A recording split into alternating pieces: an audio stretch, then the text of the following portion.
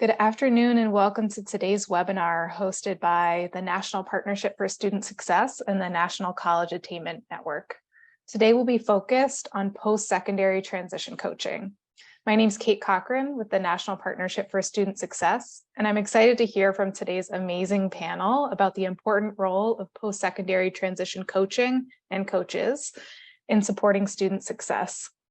This webinar is the fifth and final webinar in a series that's focused on each of the 5 National Partnership for Student Success focus areas, which include post-secondary transition coaching, tutoring, mentoring, wraparound and integrated student support coordination, and student success coaching. The National Partnership for Student Success, or NPSS, is a 3-year effort led by the Biden-Harris administration, including the U.S. Department of Education and AmeriCorps, along with the Everyone Graduates Center at Johns Hopkins University, and a coalition of about 115 organizations that are committed to providing the academic, mental health, and other supports that our young people today need to succeed, given the unprecedented challenges that students, schools, and communities have faced as a result of the pandemic. The NPSS brings together schools, districts, students, parents, federal, state, and local government agencies, AmeriCorps programs, service commissions, nonprofits, and others around the common goal of getting more trained people to support students in high impact and evidence-based roles, both in school and in out-of-school time settings. The National Partnership for Student Success was launched at the White House on July 5th, alongside a call to action for an additional 250,000 Americans to serve in high-impact student support roles over the next 3 years. And this coalition is beginning to support schools, school districts, schools, local and state government agencies, and student support providers around the country to increase the number of students who are receiving evidence-based and people-powered student supports based on locally determined needs. With that, I'm excited to transition this over to Kim Cook from the National College Attainment Network to talk more about the important role of post-secondary transition coaches. Over to you, Kim. Thanks, Kate. It's our pleasure to be part of NPSS as a member of the Technical Assistance Hub, leading this work on what we call post-secondary transition coaching. So for those of you who are attending this webinar to learn more about what that field is and how you might be able to contribute to work in it, we just wanted to start with a quick overview definition, which I promise you will be illustrated much better by our upcoming group of panelists. But what is post-secondary transition coaching? This is all of the supports that go into helping students, primarily in high school, who are thinking about what comes after high school. That includes awareness, exposure to options to continue education or explore careers, thinking for those who are going to explore colleges and universities and further education, what's right for them, what's a good fit, how do we apply to that, how do we pay for that, and then how do we get there after college. So it's our pleasure to contribute to this work as we think about success for all students, and we'll share a little bit more about our why, and then enter into what I hope is a robust discussion, really digging into that definition and what that looks like in schools every day. I'd like to start with a little bit about the National College Attainment Network and the work that we do and what motivates us. Our vision is that all students have an equitable opportunity to achieve social and economic mobility through higher education. And for us in that mission, that boils down to closing equity gaps in post-secondary attainment for all students. I'll hit a few slides here that talk to you about what that unfortunate landscape looks like now and why that became our mission, specifically to close those equity gaps. How we do this work is really through 3 main strategies for NCAN. First, we are a membership association. We have over 500 local members who are direct service providers in communities across the country. Those are made up of primarily community-based organizations, but about 25% of schools and school districts who are a growing component of our membership, in addition to institutions of higher education, state aid agencies, and philanthropy and corporate supporters. You can imagine that that first strategy for us, which is to build the capacity of our network, is key to changing the numbers and closing that equity gap. We help all of those practitioners who work with students and families on a daily basis build their skills and competencies. We provide professional development, we provide data, and we provide places for conversations to happen about all of those. Our second key strategy is advocacy and policy. We advocate for a range of policy positions at both the federal and state level, primarily around college affordability and leveraging student voice and change. Our newest work is around supporting systems change, and that really is looking at the pipeline of this post-secondary, going from K-12 to the work we do in that post-secondary zone, and transition zone, and then looking at how we support school districts, high schools, and those who work there, and then how we make places for students to succeed when they go to their post-secondary choice.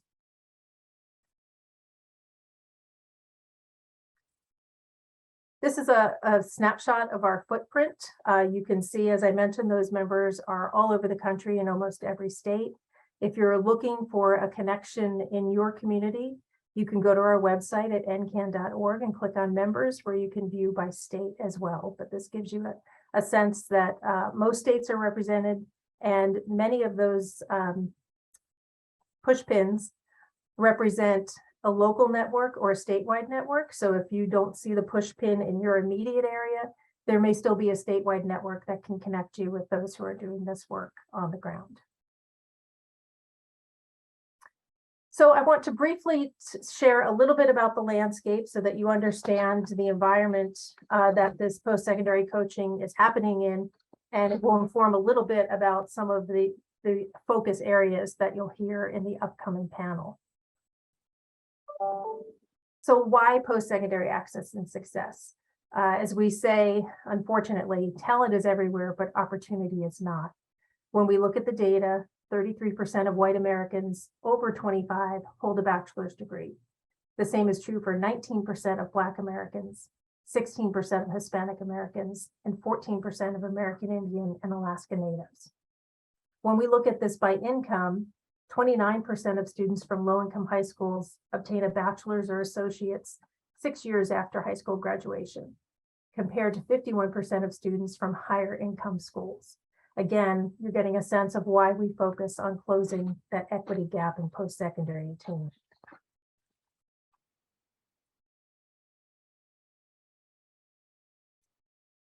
This is a slide you might need to take a moment with, and I understand that. I know we'll make them available after the session. This is data from the National Student Clearinghouse, which tracks the enrollment and persistence in post-secondary of almost every student who graduates from a U.S. high school.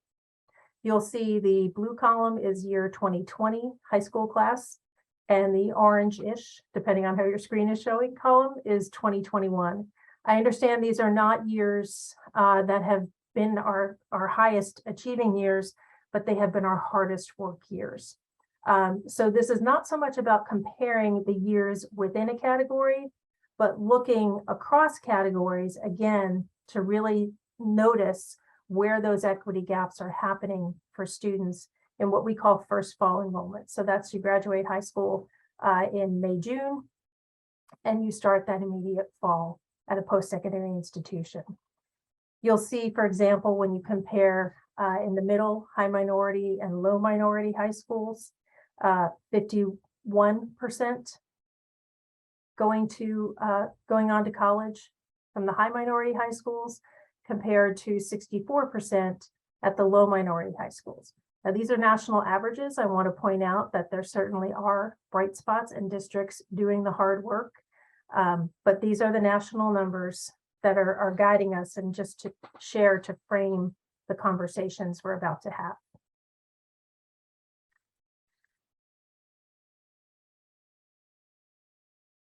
I clicked too fast. We lost a slide. That's okay. Here it is. Sorry about that. Again, looking at this first fall enrollment in a different way, you'll see the gaps here. The yellow line at top is a low poverty high school. The orange line on the bottom is a high poverty high school. So you see the differences in enrollment, also pre-pandemic. So this includes the 2019 year on it as well. Sadly, wherever you are, the numbers have fallen, making our work all the more important.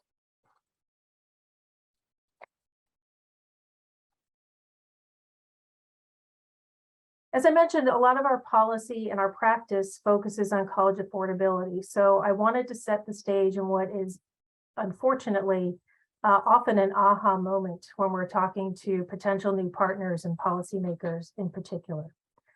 This is from NCAN's research called the Growing Gap. We do this every year. We look at whether or not college is affordable for the average Pell Grant recipient. And in short, let me tell you, this is the student who has done everything to advance their affordability case. They've completed federal and state financial aid applications. They have worked over the summer and dedicated their earnings to going to college. They continue to work during the terms, and they do borrow.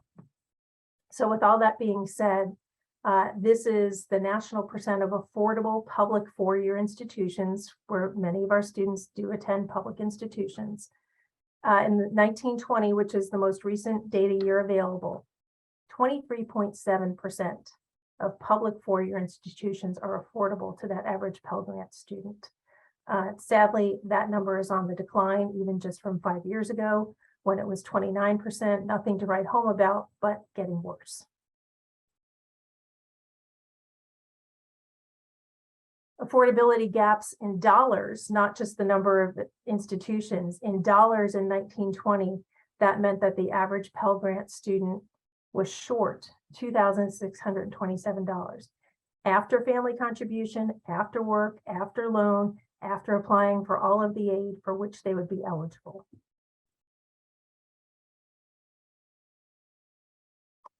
This Pell Grant that I'm talking about is the federal grant that is the foundation of need-based aid from federal student aid.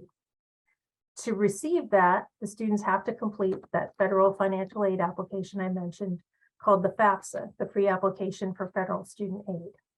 So we also looked at NCAN as to how many students who are eligible for a Pell Grant do not end up receiving it. A staggering $3.75 billion with a B in Pell Grants was left on the table, proverbially, in 2021. That is primarily because students who were eligible for that help didn't know about it or didn't know how to access it by completing the free application for federal student aid, or began that application and found it tremendously difficult, or asking questions that they needed more help answering and perhaps didn't have access to that kind of support. As I said, though, these are national numbers, and there are certainly some bright spots in the national numbers, and absolutely some bright spots in schools and districts and communities that are making post-secondary transition advising a priority. I want to share a few of those, so we go into the panel with a little bit of a bright spot. Changes in FAFSA completion, that federal financial aid application, during the pandemic have been heartening. You'll see by school income level, more students in the blue being the more recent year. More students have started to complete the FAFSA.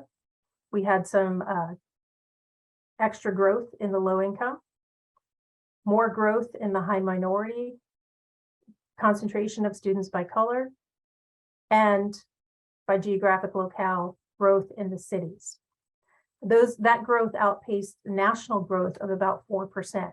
So I want to say that our message is coming through, and that many in communities where this federal financial aid makes a difference in students being able to afford college are clearly doing the work and supporting students to complete that application and get the aid for which they're eligible.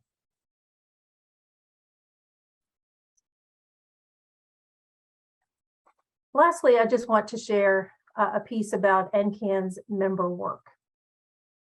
At NCAN, we ask many of our members to voluntarily submit aggregated data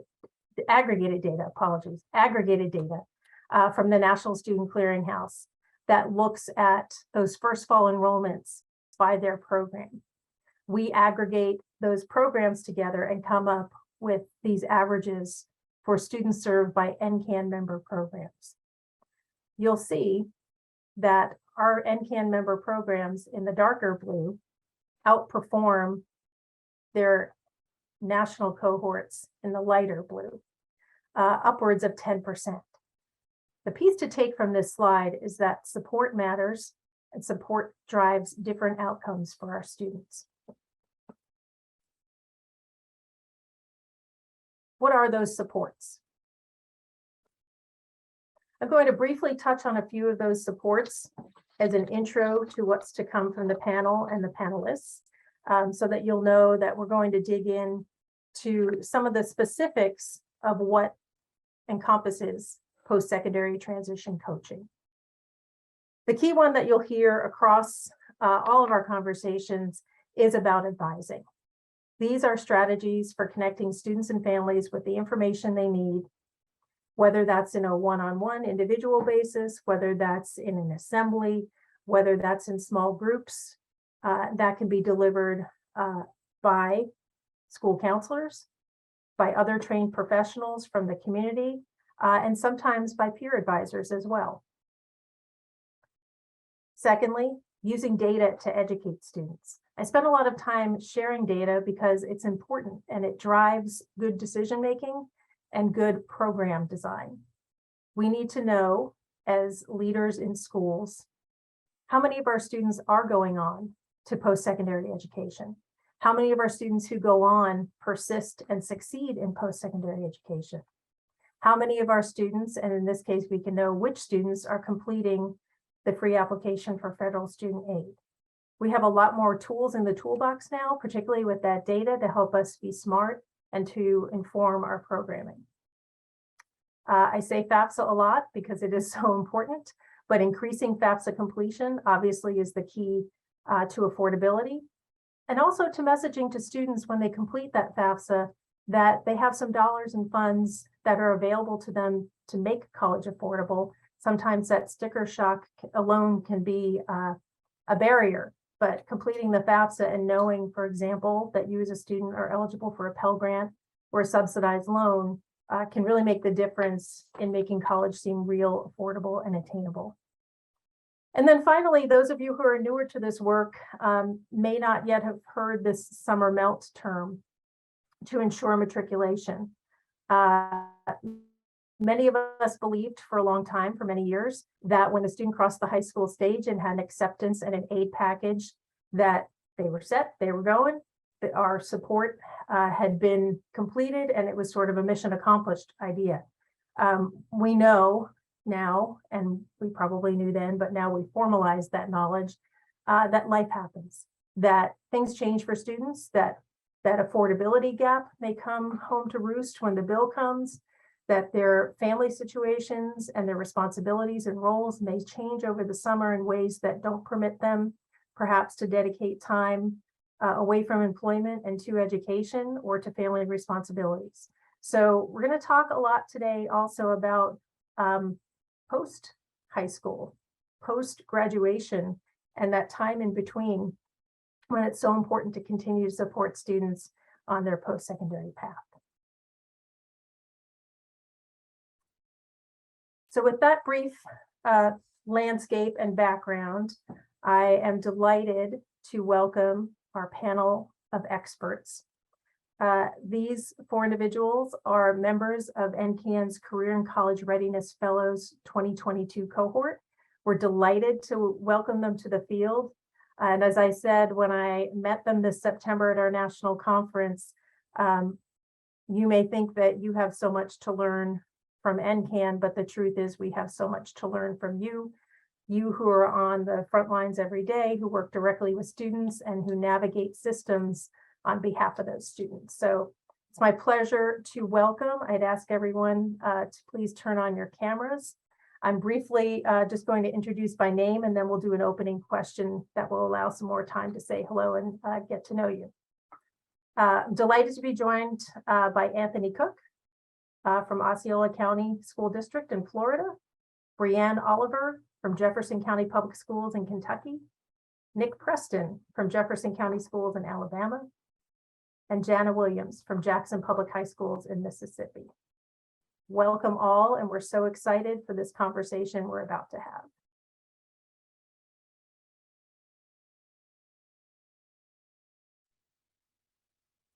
Great. So to begin framing the conversation for those yet to engage in post-secondary transition coaching, I'd ask you to introduce yourself by sharing your why this work is important, why you do it, and why your district has invested in it. We'd also love to hear something you think is unique about your setting or approach to this work. And Anthony, let's start with you and then ask you each to pass to a colleague. Alphabetical order. Thank you. In my mind, I was like, oh, I've seen these questions. Those are great questions. Maybe Miss Williams can go first and I can glean from her expertise. My why is I often talk to families and I say to them, and this may sound strange, but this is how it works for me, because I actually came up in my district and my experience was very different than the experience that's provided to my students and families now, large in part because of my experience. So I tell them when they leave our district, I never want them to be able to say, I didn't know, I couldn't find it. So it's important for me to make sure that all the resources are given to our families so that they can make the best informed decision possible as it relates to their post-secondary pursuits. So that's my why. I try to make it relevant. I try to make sure they get everything they can get, so that way when they leave our K-12 system, they've made the best decision for themselves and their families, and hopefully, not hopefully, we'll get into the data, but hopefully that will carry them on in their post-secondary pursuits. Something unique to our district, I like to talk about the fact that we're not super small and we're not large, like we're just right. We're like, you know, the porridge is just right here in our district. Like it's large enough where it definitely stretches our resources, but it's small enough that has that mom and pop feel where I can get away with doing certain things that I know larger districts cannot. For example, in our district, we actually track post-secondary acceptances. So our students, if they get an acceptance, whether that's to a 2-year or 4-year technical college, the military, they have a high wage paying job set up. They're working with one of our organizations, AmeriCorps Job Corps, for some intentional gap year, that expiration year. Those kids bring in evidence to our counselors, and we have a tracking system where we track that, which allows us to compare what the results of the curriculum that we have that's K-12 and compare, does it lead to students having a confirmed acceptance, is how we refer to it, and then what happens after that, which is, I think, unique to us. We often can track what happens when they leave our K-12 system, but there's no data there that allows us to compare what they're doing while they're here with us with decisions that they actually make, and not just word of mouth. We actually have proof of that. So I enjoy the size of my district to allow me to do some of those things where we can have some of that comparative longitudinal data that we have. Does that answer all of them, Kim? You sure did. And you're already set out to be a pioneer in that data piece that I hope we'll look back on this webinar and say, remember when that was unique. I hope that will be widespread. Anthony, who do you want to tap in? Oh, we're going to my girl, Miss Williams. Tag, boop, girl, you it. First, let me turn it off mute. Hey, everybody. Welcome to today's webinar. Very excited to be here. I am Jana Williams from Jackson Public Schools in Jackson, Mississippi. And my why might sound cliche, but Whitney Houston said it best. Our children are our future. And And I really believed it. And I really try to make sure my scholars and my parents know that. So very similar to Anthony, I am a product of Jackson Public Schools. I live in Jackson, Mississippi. I work in Jackson, Mississippi. My students attend school in Jackson, Mississippi. So therefore, when I'm talking to my school scholars, I am truly telling them, you are going to be my neighbor. You might be my future politician.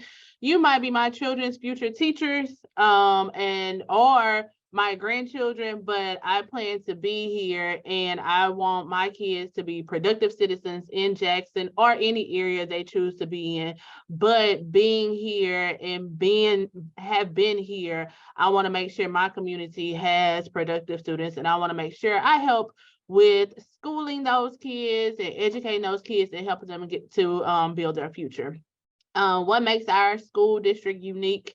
I believe we provide any and every opportunity our students are interested in. So therefore, if you are not the future NBA star, but yet you are the future coder, we have opportunities for students to get into coding. If you are interested in violin, you can start playing in kindergarten and work your way all the way up into performing arts, into a high school program. So I think we pique all of our students' interests, and then we make sure our scholars are developed and welcomed and open to whatever they want to do. So it's not limited to you just come to a school every day and you're worried about going to your core courses or your electives. We try to open up opportunities for you because, as I've said, our students will move on from us, and we want to make sure we provide them the opportunities outside of our math, English, social studies, and science to make sure they have an opportunity once they leave.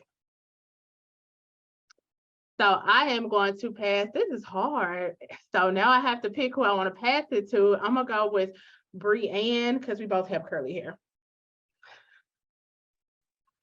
Hi, everyone. My name is Brianne Oliver. I am the 12th grade school counselor at the historic Louisville Central High School in Louisville, Kentucky. We are a part of a very large district. Jefferson County is around 100,000 students. We have a lot of schools. My school particularly, what I think makes it unique is that it is completely a magnet school. So every student who comes to Central is involved in a magnet on top of other academic programs that they might be involved in. And we have a wide variety, everything from law to health sciences that they can choose to study while they're here. And even though they all don't go into those things necessarily, I think it provides such unique networking and real world experiences that just really help them discover who they are as young people. As far as my why is definitely my students. I'm a classroom teacher that became a school counselor. And what led me to that is because I saw a gap with students getting the help that they needed. And so I feel very fortunate to be able to actually work with 12th graders every day, making sure that they know where to go, they have access, that their families know what to do, so that they have choices and can make choices that they're passionate about. And even if they don't make them right away, that they know they're still out there to come back to if they want. And now it's you, Nick, because I think you saved the best for last. The best for last. Yeah. Hello, everyone. I am Nick Preston. I am a college and career coach for Jefferson County Schools in Birmingham, Alabama. We are the second largest district in Alabama. We have over 36,000 students here. I will say my why is I am a first generation college student. So college was something that was not really in my household. And so it was a goal that my parents always instilled in us to continue our education. And although I'm not a product of Jefferson County Schools, the school system that I did attend, it was also not as, at that time, it was not as promoted as well. And so one of the reasons why I like the drive behind me doing my work is to ensure that students have those opportunities before them. They are, we always tell our students that you can, achieve whatever you want to, you can accomplish whatever you want to, and we're here as resources to help you get there. And so that is really my why, really seeing students pursue their passions. You can't, achieving their goals, and that keeps me going every day, seeing that success for them. One thing I will say that's unique to our district is we have career tech programs in each one of our schools. So we don't have a career tech center, but we have career tech programs in all of our schools. In addition to this year, we created this thing called Signature Academies, where our students are able to take CTE courses and earn credentials in them that really set them up for success once they graduate. And whether they choose to go to a 2-year or a 4-year school, we really promote, the credentialing for our students. And that really helps a lot with them having a college and career readiness indicator that shows that, our students are ready to go out into the workforce or go off into higher education and excel. So that's one thing I will say that's very unique about our district. Thanks, Nick, and thanks to all of you. Our audience can certainly see how you were selected for this leadership cohort. So thank you for the introductions and sharing a little bit about your why, and where you do this work. I'm going to go into a series of directed questions here to dig in a little bit more to those key components and principles of post-secondary advising coaching. And Jana, I'd like to start with you. Thinking about transforming post-secondary advising. So as a school-based and district leader, would you tell us a little bit about how the field has evolved over the past years? What's on the mind of today's student, and how has that changed your focus and the supports that you provide? Yes. So one thing I wanted to circle back on, I did tell you all I'm from Jackson Public Schools, but I'm also the College and Career Readiness Manager for our district. And just to give you a little background, College and Career Readiness, or CCR as we call it, is now a graduation requirement for the state of Mississippi. So it's something our kids have to have a full credit in before they graduate high school. So that leads into the question as well. When I first started in the field about 11 years ago, it was students were all focused in on going to college or telling Ms. Williams or their counselor or their teacher that they wanted to go to college.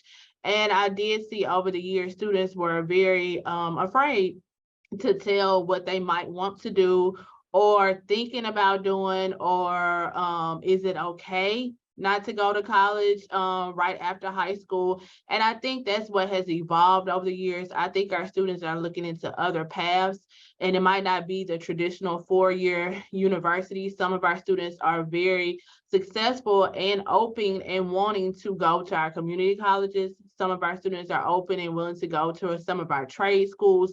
And I think students are looking for the opportunity to build onto something to get until a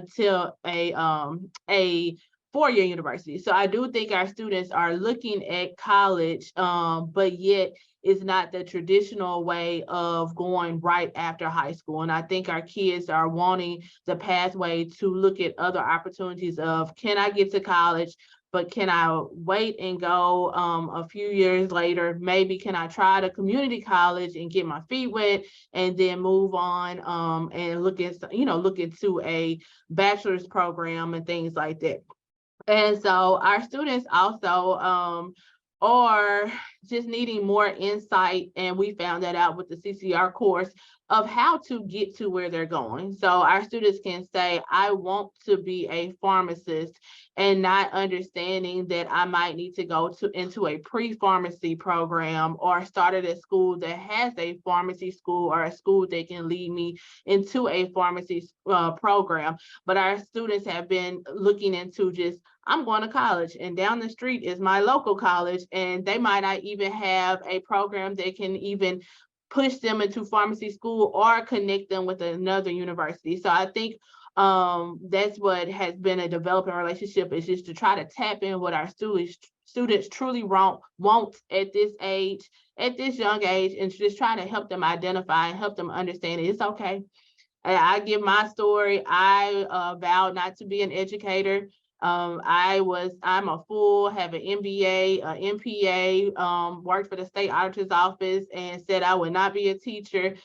And look at me now. So it's just, when things come around and just helping students and being open with them and letting them know that, hey, we're here for you and we understand. And we understand at 17 to 18 years old, you do not know what you want to do at 38, 48, 58. So it's okay. And we're here to help you. And so one thing I know our push has been in the past couple of years is to ensure our students are college ready.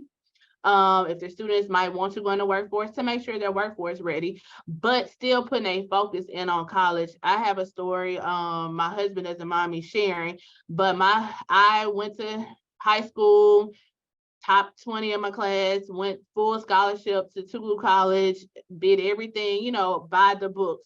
Well, my husband went to college, that was not for him. And then he started working. However, one thing I push on my CCR teachers, if we show our students and provide them the format and the road to get to college, you never know when they'll come back. So when my husband decided to go back to college, it was like, oh, I know I got to do this FAFSA. I have to apply. I think I need to start looking at a major. So even though sometimes we can't lead our kids to going to college the August after graduation, we can provide them the opportunity to get to college, even if it's the next year, or the next year. And so just making sure our kids have the opportunities and see what's out there, making sure we have college fairs for our students. We've been providing a lot of college visits this year, more than ever that I've got a few complaints about Ms. Williams. How many field trips are we going on? So I even had a phone call this morning. I was like, y'all, we have one more. So, but just providing the opportunity to our students. One thing I have learned too, that is a little different in what I have seen evolve over the years, is our students are having some issues, our scholars, our graduates, with persistence. I have learned that it's across the country, across the board, and working with this program and others in this field is just trying to increase persistence opportunities for our students. One thing I'm working with now is a local community college and a local university, just to start small and to hopefully build up, but creating a summer bridge opportunity for our students at their program. Just sometimes our students are just scared. Just if you think about it, when you go to elementary school, when you go to middle school, when you go to high school, at orientation, you're introduced to the office manager, you're introduced to the receptionist, your counselor, your principal, but once you get to college, you're introduced to your orientation leader. And sometimes our students are unsuccessful in not knowing who is there to help them. And so that's one initiative we're working on for our students and our scholars that will be graduating this year, is to start a bridge program with our students to work with some student mentors that are at the schools and universities, and some just building a better bridge and pathway for our students to feel more successful and more open and willing to find opportunities and just find who can help them. So just different initiatives. And I think we all have to have innovative strategies for our students. Just, it can't be what we did 20 years ago, what we did when I was in college. So just making sure we just change with our kids and keep up with them and just help them get there and move forward. Thanks, Jenna. That's really important. I so appreciate talking through how the landscape has changed, how the programming and supports have changed, and what the needs of students and what the needs of the workforce and the economy are. Really appreciate you sharing that with us. Anthony, I'm going to turn to you to talk about using data to educate students and inform services. I always love hearing these aha moments, as we call them, when the data brought to life something that you may have suspected or you may have had no idea was the case. So I'm wondering if you would share an aha moment that came from digging into data about students' outcomes, and how your post-secondary coaching practices changed as a result of the data you unearthed. Yeah, so to provide some context to this, back in 2011, 2012, our district started what we endearingly refer to as the Got College movement. We had the worst college going rate in Central Florida and the surrounding counties, and we were 61 out of 67 districts for our post-secondary attainment. So the new VP of our community college was not happy about that. And working with the county, decided to launch this initiative. So there were college and career counselors, which at the time I was, school counselors, educators, business leaders, mayors, you name it. We were all sitting in this large room and we were like, we have a problem and we need to fix it. So over the course of a year, digging into data, there were several things that we began to focus on, which fast forward, I'm gonna get to is kind of our way of work, which is where these aha moments come from. But we realized, one, there was no intentional like education on what post-secondary attainment pathways look like. Two, it was starting way too late. It was in high school, but it really was on your last 2 years, so juniors and seniors. And I always make this, I don't know if it's an analogy, but it's my soapbox when I'm talking to educators, trying to convince them, because we're in this work. So we're passionate about it, right? But we know not everybody is. So I always talk about speaking in other people's language. And as a former classroom teacher, this is how I framed this. I would ask, hey, do we think reading is important? And who's going to say no, right? Reading is important. When do we start reading? As early as in the womb, right? Because we know it's something that our children need to progress on in life. And I say what's interesting is they're only with us a third of their life, K through 12. But we do no intentional work for them to be successful for the latter 2/3 of their life. Speaking of college and career life readiness, right? So that blows my mind. Why would we not start that kindergarten, VPK, as early as that and have some type of formalized plan throughout the K-12 experience? So we talked about that. We talked about our FAFSA numbers were horrible, like down in the 20% horrible range. And we're a Title I district at that time. We are. So we know that we have many families that could benefit from that, right? So there were 2 handfuls of indicators that we were tracking. There were small groups, task force that were put together to kind of lead the work in this area. And some of the things that were birthed from that I think are the aha moments is, one, we needed to invest in college and career counselors at every high school. The counselor to student ratio was just too much. It was too much. So we know that counselors, as a school counselor myself, we know that we're focused on holistically the child, right? Academic, personal, social, college, and career. But if one thing needs to get thrown out, it's going to be college and career, because we got to get academics right. We got to address personal and social needs. So our district invested in a college and career counselor at all of our high schools. We saw that the majority of our kids, close to 60%, were going to a 2-year college. Well, we have one right in our backyard, the VP, who was the one that kind of led all of this. So she was like, hey, can we flip some monies and get a warm handoff from what's happening in the high school to where those kids are going to eventually end up for college? And we're like, why not? So we have Valencia transition coaches. Valencia is our community college. We have 4 that I've divided amongst our high schools. So they're responsible for somewhere between 3 to 4 schools. And they work specifically with students that are going to Valencia and students that are going to our technical college, making sure that they get from A to B in the enrollment funnel. So that way they're on the doorsteps of our colleges with a nice little bow around there so that the colleges can get butts in the seat. So we take care of all of that. That was birthed from that. Another thing that was birthed from that initiative was CFEED, which is our data ecosystem. It's actually referred to as Central Florida Education Ecosystem Database. That's our database for all things college and career. So our SIS flows into that.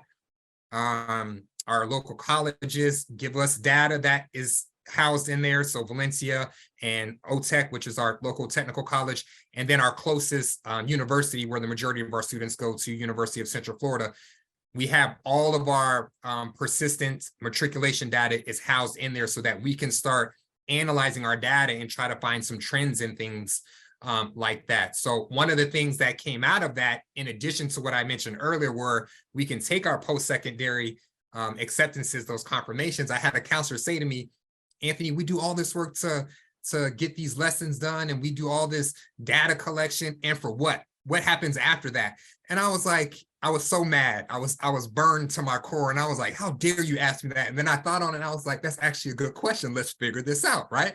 So because we have CP, we're able to compare what happens to our students when they go through our K-12 system, they receive our curriculum, our CCLR curriculum. What happens? Do they come up with a plan? And if they do they matriculate? And if they matriculate, do they persist? So we started tracking that about 5 years ago. Side note, we also have National Student Clearinghouse data in there as well, which helps us with the matriculation and persistence pattern. So we found that if our students have a confirmed post-secondary plan, almost 100% of them within 2 years of graduating high school will matriculate, and almost 100% of those students will persist. So that speaks volumes to me, right? Like if we have intentional curriculum from kindergarten on up, and they're making the best informed decision, they're going to stick to that decision. That's what the data tells us, right? So that was birthed out of that FAFSA issue. We started to partner with the Educational Opportunities Center. They come in and they hold workshops, FAFSA workshops during the day and at night if we need to do that with our students, and they follow them from high school all the way through college and make sure their FAFSA gets done every year. Well, I'm glad to say in the last 5 years, last year was the highest that we've ever been.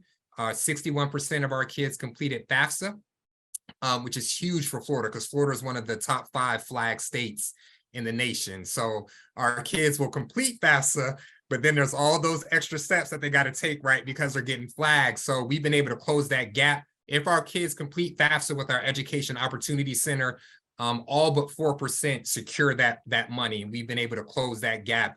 5 years ago, it was about 18% of our kids would complete FAFSA, but I'm so sorry.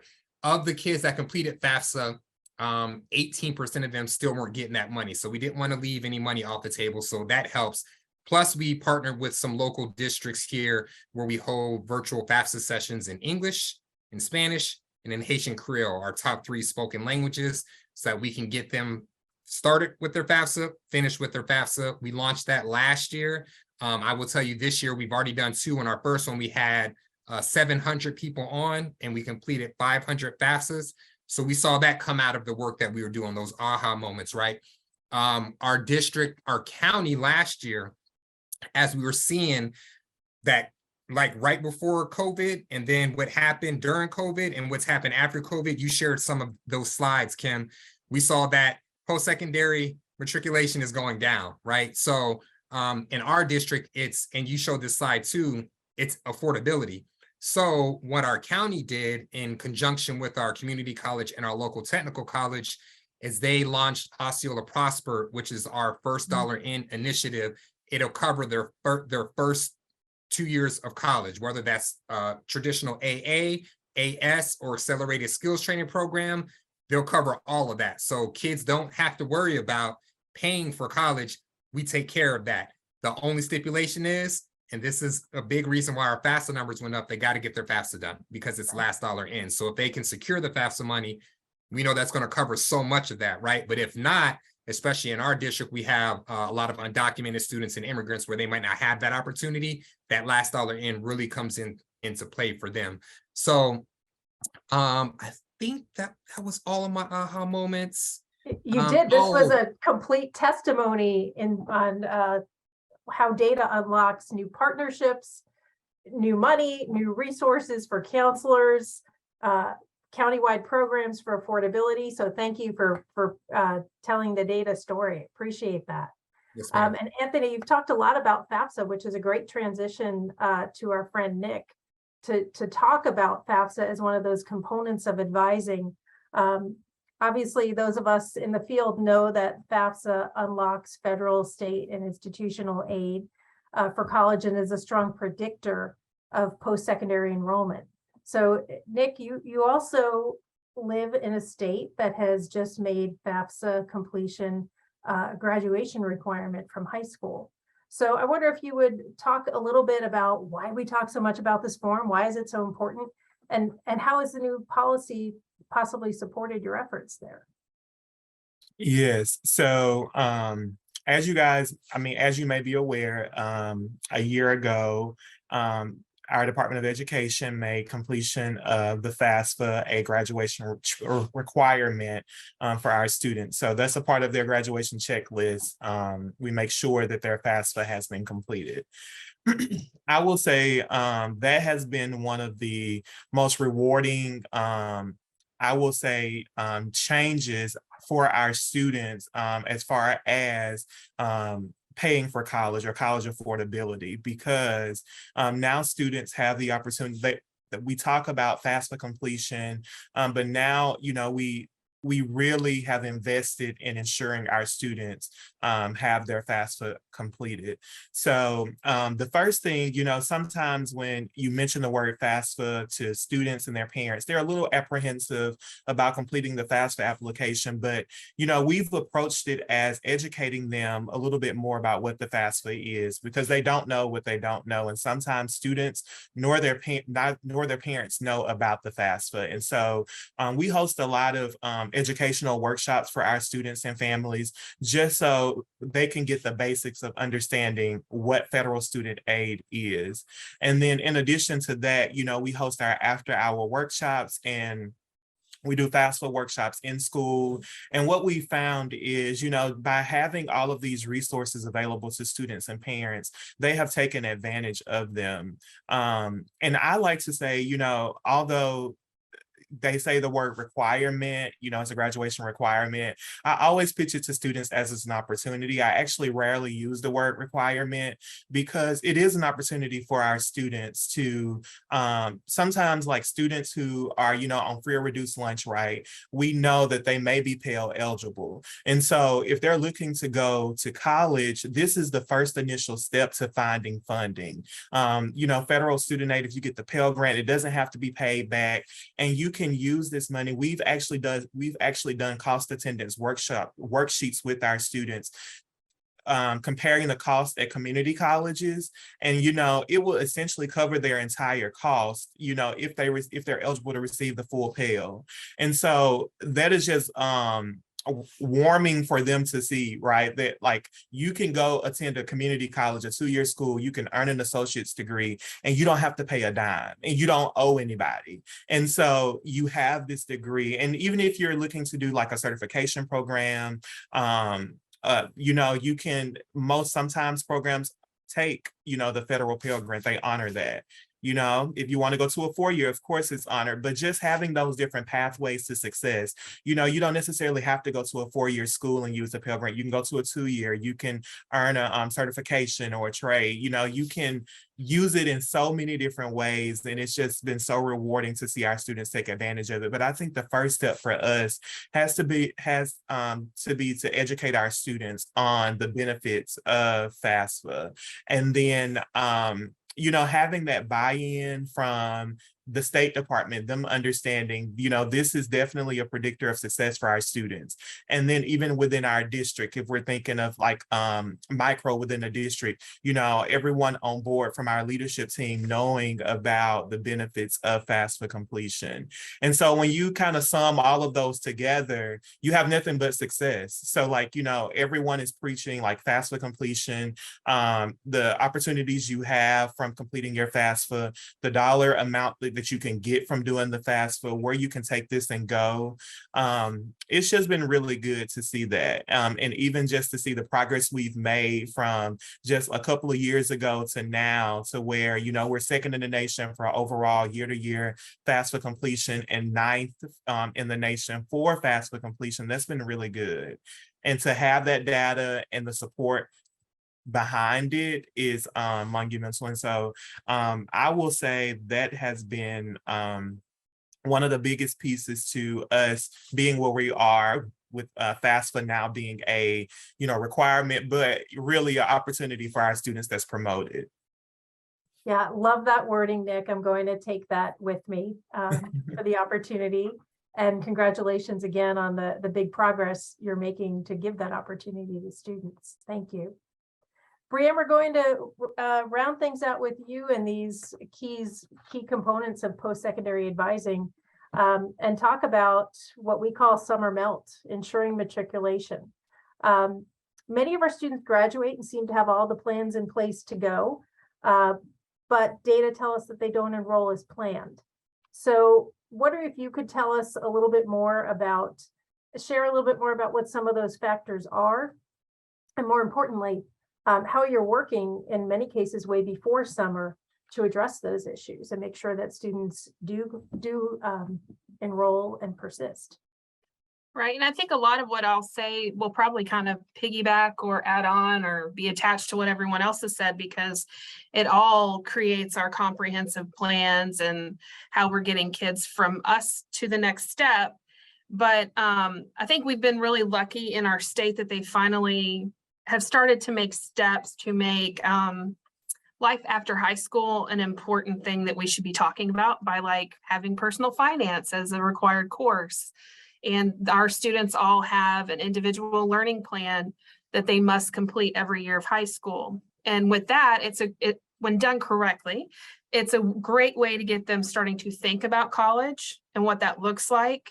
And the more that we repeat it to them, and then they're putting it in terms of what's personal for them, they see themselves there. And then every year kind of building upon that, because I truly think that the melt, and we have, there's data out there, obviously, that we know financials are the #1 barrier for students to go to college. I tell that to my students whenever I visit them in the classroom. I'm like, it's not because you're not smart enough. It's not because you don't have the grades or the ACT score, because I can find a school for anybody to go to. I said, it's really, financial. So we do spend a lot of time also focusing on the FAFSA and talking about how we're going to pay for college. And something that I don't think we really talked about a lot until recent years was college match. Like, a lot of kids think that college looks one way and that everyone's applying to Harvard or the state school of wherever they live. And that is just not what it is. It's not realistic. And most adults who've gone to college can tell you that's not what their path was either. So I think really making it more aware that everyone has their own pathway to a career. Everyone has their own path when they go and pursue college, because it does not look the same for everyone. And I really focus a lot too on just being honest with students about where they're at and what's realistic for where they're at, and not to tell them, not to kill dreams and hopes, but it's always a good fine balance. And if you've not done what you needed to do now, here's your opportunity to take the next step, maybe go to community college and do what you need to do there so that you can move on and do what you're telling me that you want to do. And I think that's a big piece, because especially after the world has changed so much, just understanding that it's not all one or nothing.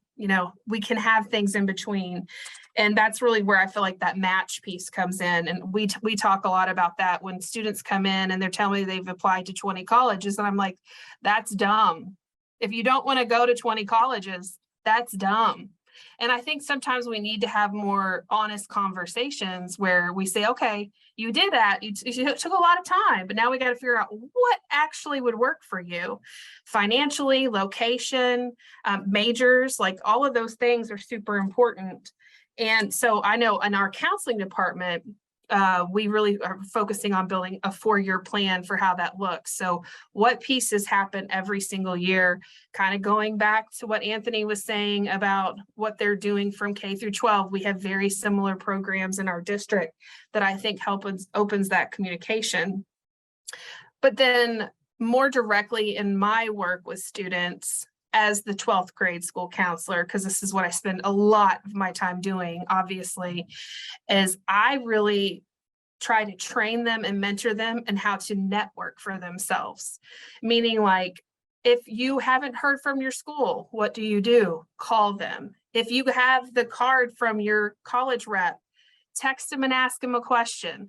Like, always trying to help them make connections, because that's another huge piece of where the melt happens. So students that I've had who go through bridge programs at their school, students that I have who've had mentors from community organizations or were just close to me by chance, students who knew other graduates that were at their school that they could text and ask questions. Those are the students we don't lose to melt. So always trying to, whoever it is, somehow making that connection. If I know they like to play a sport, let them know there's an intramural there that they can play, even if that's not what they're doing, in college. Obviously, if they are interested in fraternities and sororities, making sure they understand which ones have them, if that's something they're passionate about, reminding them that you can join cooking clubs and study groups and all of those things that actually make them a part of their college community, because that is a huge issue for students who leave their community and they try to join a much larger community very often, right? And they just feel like they're lost in the mix. So we talk a lot in the spring about how we make connections, where we get involved, who do we know? Have we talked to the people at the school? Have you looked into their writing center? Have you looked into their tutoring center? Like all of those really wraparound services that they have in high school that they think don't exist when they go off to college. And I really feel like colleges have done such a much better job. Like when I was in college, there was not resources like that. And if there was, they sure as heck weren't telling us about it. But I think they're doing a much better job now of making those available and more present on campus, because that can, for a lot of our students, especially our first gens, mean success or failure if they feel like they have somewhere to go for support to answer the questions that they may not know. So for me, it all goes back to layers.